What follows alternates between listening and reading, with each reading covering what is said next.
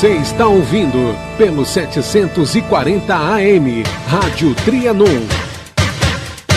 O Jornal Radar Paulista. Com o compromisso de ajudar o paulistano a conquistar sua cidadania. O Radar Paulista amplia o espaço em sua programação para atender reivindicações da nossa gente.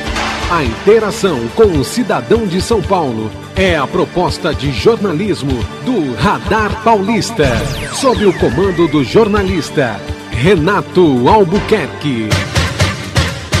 Radar Paulista. A notícia que interessa. Um resumo do dia para você chegar em casa bem informado. Menores são condenados por morte de delator do estupro coletivo no Piauí. PT faz reunião em São Paulo com Lula e personalidades ligadas ao partido. Prefeitura quer instalar 2 pontes para bicicletas na Marginal Pinheiros. Mais da metade da poluição em São Paulo vem de veículos, diz estudo da USP. Emprego na indústria cai 0,7% em julho, pelo 7º mês seguido, diz o IBGE. Corinthians mantém liderança no Brasileirão, com 5 pontos à frente do Galo Mineiro. 6h29. Quem está hoje na galeria do Radar Paulista? Eu tô aqui com o presidente da Associação Nacional de Peritos Criminais Federais, o André Morisson. Muito boa noite, muito obrigado pela presença, André. Boa noite, Renato Albuquerque. Boa noite, ouvintes do Radar Paulista. André, a gente que agradece aqui a sua participação, gostaria de, justamente, a gente vai tratar aqui de alguns temas que eu acho que muito relevantes para a opinião pública de uma forma geral. Agora, André, inclusive para que os nossos ouvintes entrem no universo dos peritos, vamos dizer assim, você que estava me dizendo agora há pouco aqui nos bastidores, que é também um perito, eu gostaria que você explicasse inicialmente qual é o trabalho feito normalmente por uma perícia. Pois é, eu sou perito criminal da Polícia Federal há quase 20 anos. Atualmente estou à frente da Associação dos Peritos Criminais Federais, né? E o perito criminal, ele é um servidor público concursado. E o que faz um perito criminal? Ele é o responsável pela identificação dos vestígios, né? Pelo levantamento desses vestígios, pela sua análise e pelo processamento de todos os vestígios encontrados numa cena de crime ou relacionados a ele. Uhum. Quer dizer, há 20 anos você atua nessa área. E eu entendo o seguinte, a perícia seria aí uma forma de auxiliar o trabalho investigativo também da polícia. Isso, o perito criminal, além de auxiliar o trabalho investigativo da polícia, ele verdadeiramente, eu poderia dizer que os peritos são os olhos do juiz, né? Por exemplo, no homicídio.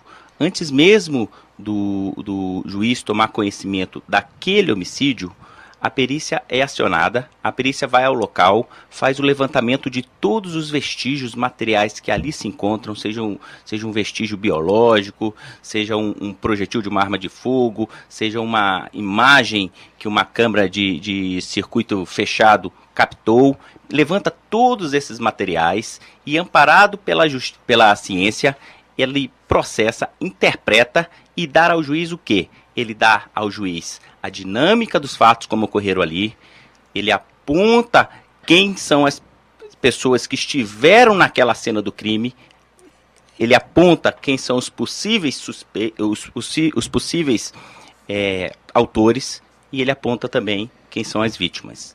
Agora, eu acredito, André, pelo que você está me falando, que até para realmente a gente detalhar o trabalho que os peritos fazem, que assim, a cena de um crime, por exemplo, ela não pode ser tocada ali, não existe isso também? Sim. Para que o trabalho de vocês seja o mais fiel possível. Isso é ótima essa observação, porque normalmente quando os peritos chegam a uma cena de crime, especialmente quando ocorre no meio da rua, né, muitas vezes a cena está não preservada pelos próprios populares. Os próprios populares, por curiosidade, né, já adentram ao local do crime, podem levar um fio de cabelo que não estava ali na cena do crime. Isso dificulta muito o trabalho da perícia. Não impede que a perícia possa selecionar todas essas evidências, separar as evidências que são efetivamente, esses vestígios, né, separando os que são efetivamente relacionados ao crime e outros que chegaram a posterior. Né? Mas isso dificulta bastante o trabalho.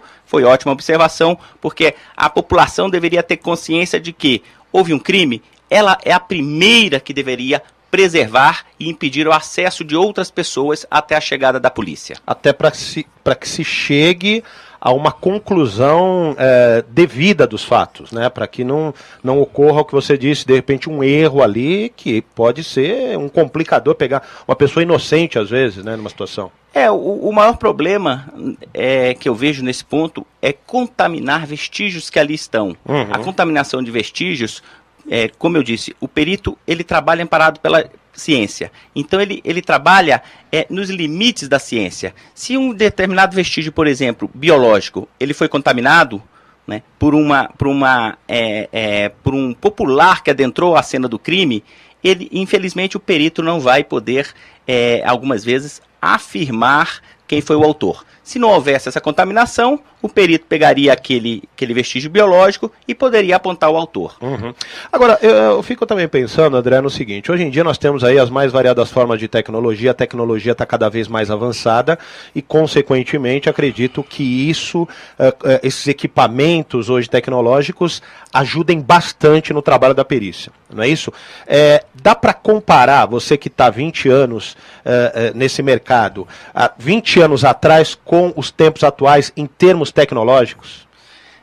Não, as técnicas evoluíram, os equipamentos evoluíram também tecnologicamente, e que bom que evoluíram, porque eles evoluíram para dar um suporte maior à perícia para poder desvendar casos que em 1980 nós não poderíamos ser conclusivo, porque a ciência naquela época, o estado da arte não permitia uma conclusão.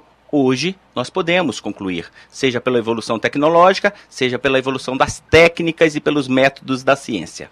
Eu estou até te perguntando isso, estou te falando isso, porque muitas vezes as pessoas falam: é muito demorado um trabalho investigativo por parte da polícia para se chegar até a conclusão de uma investigação e tal. Mas eu justamente estou te falando de tecnologia porque justamente acredito que com estes equipamentos de última geração pode-se agilizar esse trabalho. Sim, com certeza. Quanto tempo demora o caso, por exemplo, acompanhar? Você tem algum exemplo para nos trazer aí, até para ilustrar a situação? Pois quanto tempo se leva para fazer uma perícia? Isso. Depende do tipo da perícia.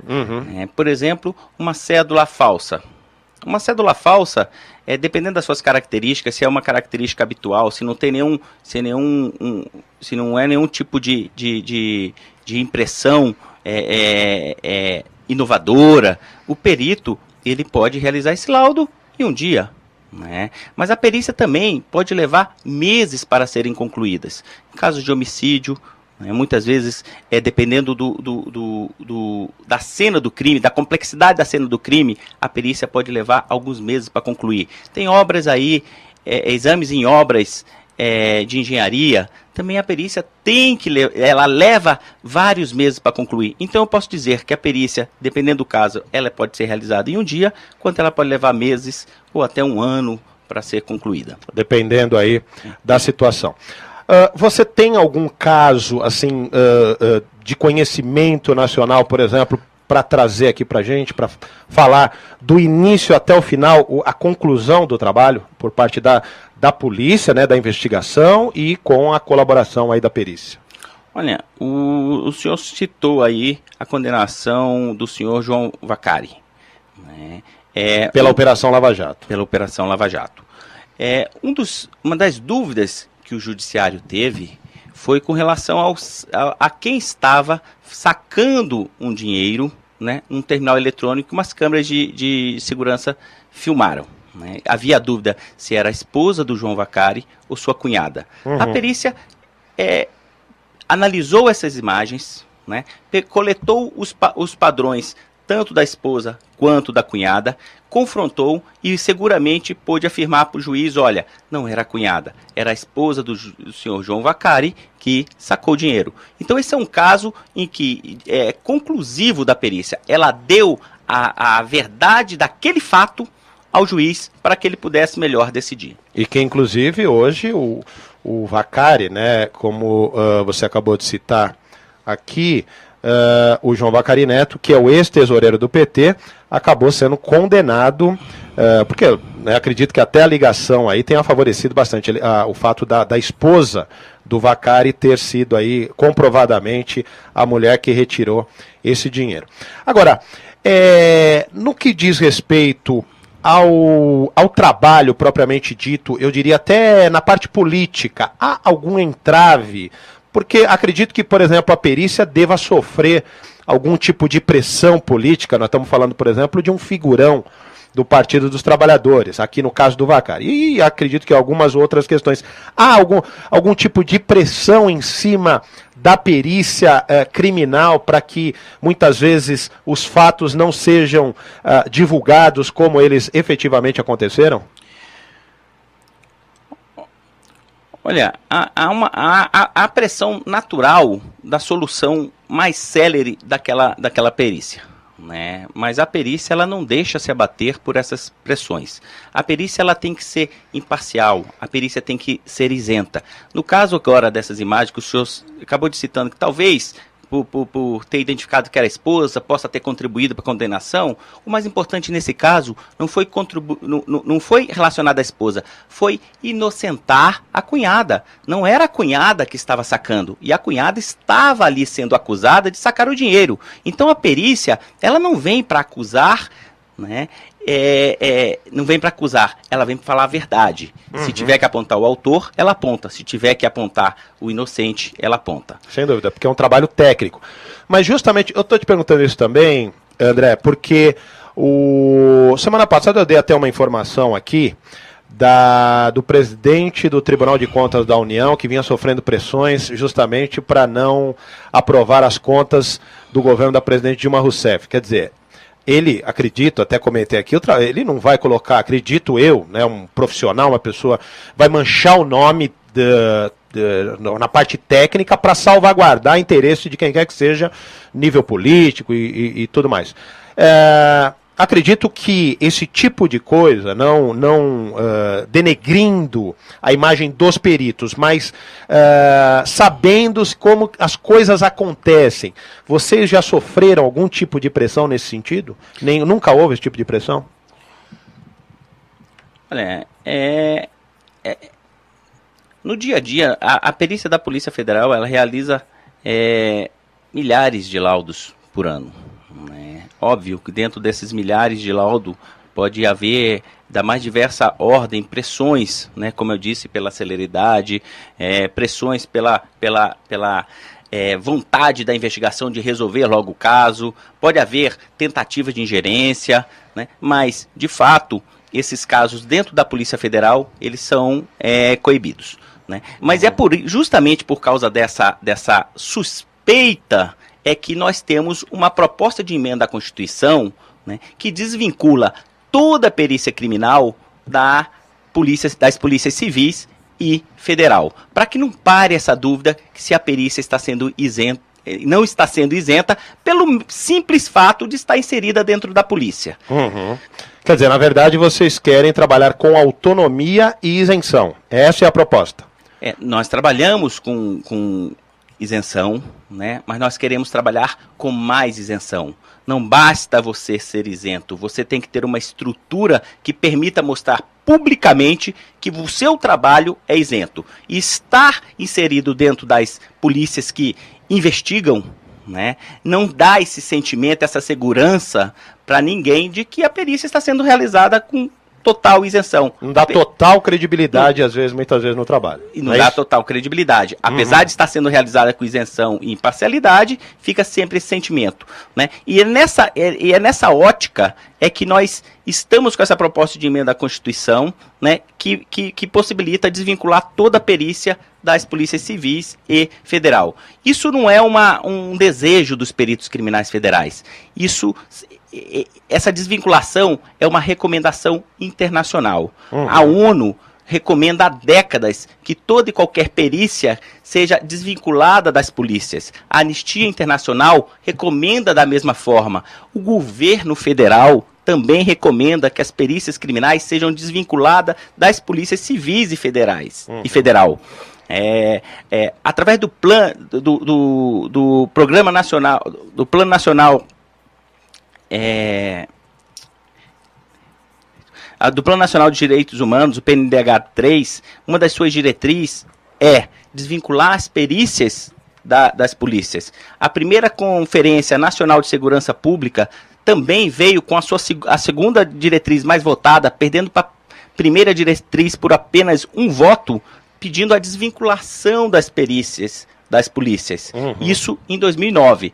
Ano passado, o relatório da Comissão da Verdade, o relatório final, veio novamente recomendar a desvinculação das perícias das polícias, né, na sua 10ª diretriz. E justamente nessa ótica, não dá para quem produz a prova material, que é o perito, através da análise desses vestígios, né, estar inserido dentro das polícias, dentro de quem investiga. Até porque muitas vezes tem policial envolvido na própria situação, né? No crime, né? Agora, e como é que está essa tramitação da proposta? Você vem contra. Você está à frente dessa proposta, é isso? Você está defendendo essa tese, vamos dizer assim? Sim, eu defendo essa tese que é como eu disse, uma recomendação, não é dos peritos criminais, mas são recomendações internacionais e até do próprio governo federal, né? E existem duas propostas de emenda à Constituição, a PEC 325 de 2009 e a PEC 117 de 2015. As duas conceitualmente são muito parecidas e a perícia criminal defende que o parlamento discuta e aprove essas PECs, que promovem a mera desvinculação da perícia criminal das polícias. Mas vamos dizer no sentido prático, quer dizer, essas propostas estão em tramitação, você tem encontrado, por exemplo, resistência por parte de deputados, senadores, como é que você tem observado esse movimento nas casas do Congresso Nacional? Pois é, a PEC 325 de 2009, ela já passou na comissão especial, foi aprovada na comissão especial, está pronta para ser pautada em plenário. Tá. Né? A PEC 117 de 2015, ela veio com a mesma conceituação da 325, em apoio à 325, e ela partiu de uma CPI que teve por objeto apurar crimes cometidos contra jovens negros e pobres. Né? Como a CPI enxergou que a perícia é fundamental para isso, ela produziu a PEC, uma proposta de emenda à Constituição, né, muito semelhante à 325, em apoio até a essa proposta de emenda à Constituição, a 325 de 2009. E são essas duas propostas que nós trabalhamos hoje para que o plenário da Câmara dos Deputados, da Câmara Federal, vote. Entendi. Inclusive, eu acredito, a gente acompanhando esse trabalho, por tudo que você está falando aqui, inclusive, né, de suma importância para que as instituições trabalhem cada uma dentro do seu cenário, né, que é justamente o trabalho da perícia não conflitar com o trabalho das polícias, seja ela federal, civil, né, e que nós tenhamos um trabalho de credibilidade. Agora, André, até para a gente dar uma leveza aqui também na nossa entrevista, me fala uma coisa, como é que uma pessoa chega a ser perito? Você, por exemplo, no início da sua trajetória, você queria ser perito criminal? Era essa a sua vontade ou você acabou caindo no mundo da perícia? Olha, eu me formei, eu sou engenheiro eletricista, né? Quando eu estava finalizando o mestrado em engenharia elétrica na área de sistemas de energia, houve um concurso público para a Polícia Federal. Eu já tinha um irmão que era perito criminal, achava o máximo que ele fazia, né? Um trabalho ali de Sherlock Holmes, pegando elementos de uma cena do crime para tentar estabelecer a dinâmica de como ocorreu ali. É um trabalho realmente muito fascinante. Por essa motivação, eu fiz o concurso público para a Polícia Federal, né? E acabei, graças a Deus, sendo aprovado. O concurso da Polícia Federal, ele tem várias fases. Ele tem uma fase de prova objetiva, ele tem uma parte de aptidão física, avaliação médica, aptidão psicológica e, por último, um curso de formação na Academia Nacional de Polícia. Quer dizer, ele é extremamente concorrido aí, né? Uma coisa bem rigorosa. É extremamente seletivo. Sem dúvida. E esses detalhamentos que você disse, por exemplo, como Sherlock Holmes, chegar lá na cena do crime, pegar detalhezinhos, isso você fez ao longo da sua carreira? Porque hoje você não atua mais nessa área. Não, eu me afastei este ano para presidir a associação, mas até então eu trabalhava diuturnamente com perícia. Tá. Né? E esse trabalho minucioso não é só numa cena de homicídio, porque naturalmente a gente enxerga, né? Mas nos crimes digitais também. A gente procura os vestígios nessa rede da internet para tentar apontar aí quem é o autor de determinado crime, para tentar rastrear, para dar a dinâmica de como aquele indivíduo procedeu determinada fraude. Né? Então nós temos crimes financeiros, nós temos análise de vestígios que são de documentos falsos, que são os peritos especialistas em documentoscopia. Eles analisam aquele documento para saber se ele é verídico ou não, né? De quem quem partiu aquela assinatura. Eu fico me perguntando muitas vezes, esse tipo de acidente, por exemplo, com um avião, que vocês também fazem esse trabalho, né? Por exemplo, aqui nós tivemos a queda do avião da TAM em São Paulo, alguns anos atrás, o acidente da Gol com o Legacy, também em Mato Grosso. Como é esse trabalho, por exemplo, minucioso dentro de um avião? Como é que se, pelo menos assim, em linhas gerais, como é que se faz um trabalho deste nível? Pois os peritos da Polícia Federal, lógico, junto com uma força-tarefa, junto com peritos também estaduais, peritos do Distrito Federal, porque quando nós temos um acidente desse, a união de forças dos órgãos de segurança pública, não interessa se você é do estado X ou Y, mas você atua em conjunto, né? E os peritos da Polícia Federal já atuaram efetivamente em todos esses casos de acidente aéreo que o senhor citou, né? Atuamos também numa participação exemplar, comandando a parte de identificação do acidente da Air France, né? Isso, estamos neste momento terminando de processar o local da morte do acidente do então candidato a presidente Eduardo Campos, né? Do então deputado, do acidente do candidato à presidência. Eu posso dizer que a perícia da Polícia Federal foi acionada com 2 horas. Ela se deslocou rapidamente para a cena do crime, montando 3 equipes. Uma equipe de local, né, e documentação, né?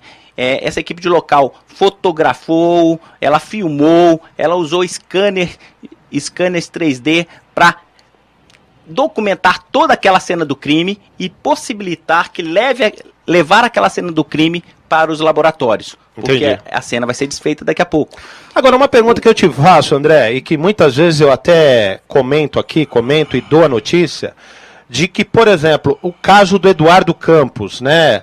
Outro dia dei uma informação aqui, não, que foi o piloto que foi o causador da queda, isso em pouco tempo, às vezes 3, 4 meses sai essa informação na mídia que o piloto que foi o responsável. Não é fácil jogar a culpa em cima, porque no da TAM foi a mesma coisa. O avião da TAM, não sei se você se lembra, a primeira, inclusive a Veja, se eu não me engano, colocou isso na capa da revista. O piloto é o culpado. Quer dizer, é uma facilidade para se jogar culpa nos outros, quando na verdade o trabalho de perícia nem foi concluído. Não foi concluído, né? Isso é uma verdade. Na realidade, num acidente desse, normalmente eles são investigados com muito sigilo, né? E todas essas informações, elas são em caráter de especulação. Né? O caso do candidato Eduardo Campos está sob o carimbo, o timbre de sigiloso, né? E a investigação está em sua fase adiantada, em sua fase final. Né? Os elementos estão em fase final de serem processadas. Sei. Porque... E você tem alguma informação nova aí que você pode passar aqui para nós? Olha, como eu disse, foram 3 equipes, uma de levantamento local, uma voltada para a identificação das vítimas e uma terceira equipe para tentar fazer a perícia aeronáutica. Certo. Lógico, em conjunto com o CENIPA. O CENIPA tem por objetivo identificar a causa do acidente, né, com o foco de prevenir novos acidentes. Tá. E a Polícia Federal com o foco se houve algum ato criminoso ou não. E essa análise da perícia aeronáutica em si, qual foi a causa efetivamente, às vezes se fala, poxa, mas está demorando demais. Por quê? Porque a investigação, a perícia, ela depende de informações que são encaminhadas também pelos fabricantes. Entendi. Ela começa a estudar um sistema da aeronave e se depara, poxa, eu preciso do manual técnico desse sistema. Aí tem um trâmite todo burocrático para se solicitar. Então, quando a gente diz que a perícia leva 1 ano, 1 ano e meio para ser realizada, não é que ela foi processada em 1 ano e meio ininterruptamente. Tem as fases ainda de solicitação de documentação, o perito espera, recebe. Isso é natural no processo. E até quando você acha que você vai ter uma conclusão geral sobre o que aconteceu? Olha, a última vez que eu tive notícia sobre essa investigação, ela já estava em fase final. Eu acredito que dentro de alguns meses ou logo terá essa investigação concluída. Tá. Esse é o caso da queda do avião do candidato Eduardo Campos, né? E perguntou se eu teria alguma coisa para adiantar. Isso. Adiantar qualquer informação aqui, eu estaria fazendo o mesmo que o senhor está condenando, fazendo especulação, porque o caso está sob segredo de justiça, só os peritos que estão envolvidos no caso e os investigadores no caso é que têm as informações. Que na verdade, como você tem aí elementos documentais aqui, você pode ter alguma informação que leve a uma conclusão, ainda que antes do resultado final, né? Poderia aí até realmente gerar essa especulação por parte das pessoas, mas acredito que você já tenha bastante informação. Agora, me fala uma coisa, você falou aqui, por exemplo, da Comissão da Verdade, o caso da exumação do corpo do Jango. Você que acompanhou isso daí também, essa exumação? Foram peritos do Instituto Nacional de Criminalística, onde eu trabalho, né, que fez o acompanhamento de toda a exumação. O corpo foi levado ao Instituto Nacional de Criminalística e ali todos os exames se procederam. Né, E não foi encontrado nenhum sinal de envenenamento, porque havia essa especulação também em torno do envenenamento do ex-presidente do Brasil. Havia essa especulação, né? São muitos anos que decorreram desde daquele momento. E era possível ter algum sinal ainda ali, depois de 40 e tantos, 50 e tantos anos? É possível, dependendo do tipo de envenenamento, né? E é justamente isso que os peritos buscam. Né? Óbvio, pode ser que tenha algum outro tipo de envenenamento que vai se perdendo com o tempo. Mas a perícia, ela trabalha como se buscasse uma agulha no palheiro. Se tem uma pequena chance de identificar essa agulha, ela vai a fundo para tentar identificar essa agulha e localizá-la. E e há ainda essa possibilidade ou não, no caso do João Goulart? O caso do João Goulart, a última notícia que eu tive foi que já estava encerrado. Já estava tudo encerrado, né? Já não tem mais possibilidade de se fazer, de se trazer fatos novos para o caso. Olha, possibilidade tem, como foi comentado aqui, a tecnologia vem para auxiliar a perícia. Sem dúvida, né? Pode surgir alguma coisa nova e mudar o cenário do crime. Pode se refazer os exames novamente. A gente sempre trabalha amparado pela ciência. Tá certo. André Morisson, olha, entrevista até hoje, inclusive as informações que eu dei aqui no início do radar, as manchetes, né, a maioria das manchetes aqui são 5 notícias que nós vamos trazê-las amanhã no início do Radar Paulista em função da importância das informações trazidas aqui pelo André Morisson, presidente da Associação Nacional dos Peritos Criminais Federais. André, eu deixo aqui o microfone no final aqui para suas considerações e falar, inclusive, aí sobre essa questão da PEC, da qual vocês vêm batalhando para torná-la efetiva aqui no Brasil. Obrigado pela oportunidade, Renata Buquerque. E nas minhas considerações finais, eu peço aos parlamentares que estão lá em Brasília que deem uma atenção especial à PEC 325 de 2009 e à PEC 117 de 2015, né, uma vez que a segurança pública precisa de transformações, precisa de uma modernização, e a desvinculação da perícia criminal das polícias civis e federal é uma das peças fundamental para essa modernização do sistema de segurança pública. Tá certo, agradeço demais a sua presença. Os microfones da Trianon e aqui do Radar Paulista seguem abertos. Inclusive, quando você tiver novas informações aí de perícias, pode vir aqui a primeira vez, assim, como primeira batida aqui, né, para divulgar. E nós queremos trazer informações exclusivas com a sua presença aqui. Tá bom, André?